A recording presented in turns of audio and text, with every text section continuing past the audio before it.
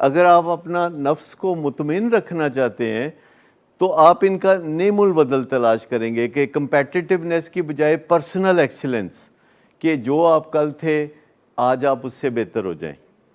اگر کل آپ کا علم کم تھا آج زیادہ کر لیں، کل آپ کا اخلاق اتنا اچھا نہیں تھا آج اچھا بنا لیں، کل آپ جو ہے اتنی محنت نہیں کرتے تھے کام کاج میں تو آج زیادہ کر لیں، تو کل اگر آپ کا لائف سٹائل اچھا نہیں تھا تو آج زیادہ کر لیں۔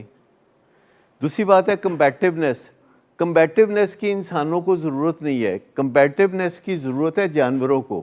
جو مرغے آپس میں ایک دوسرے کے سامنے پر پھیلا کے کھڑے ہو جاتے ہیں تو کیا آپ ان سے توقع رکھتے ہیں کہ وہ بات چیت سے مسائل حل کریں؟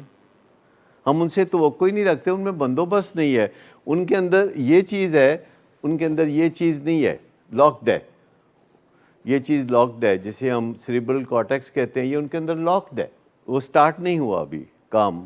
کسی دن ہو سکتا ہے اچانک اللہ تعالیٰ ان لاک کر دے جانوروں کا یہ حصہ اور آپ کے سامنے اچانک کوئی گائے آئے کہ پوچھے کہ دودھ کتنا چاہیے، یا کچھ ایسی بات کرے اور آپ پریشان ہو جائے کہ یہ گائے تھی یا کون بول رہا ہے یہاں سے۔ کمپیٹیونیس جو ہے وہ ہماری ضرورت نہیں ہے، ہماری ضرورت ہے بات چیت، مذاکرات، اور نشے کی بیماری میں بات چیت شروع ہونے سے پہلے ختم ہو جاتی ہے۔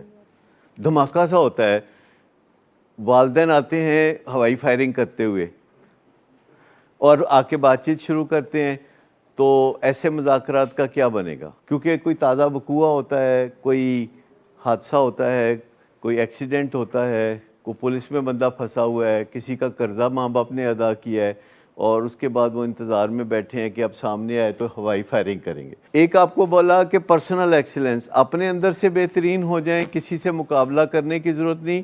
دوسری بات ہے کہ اختلاف ہو جائے تو جنگ و جدل کرنے کی ضرورت نہیں، بات چیت کر لیں۔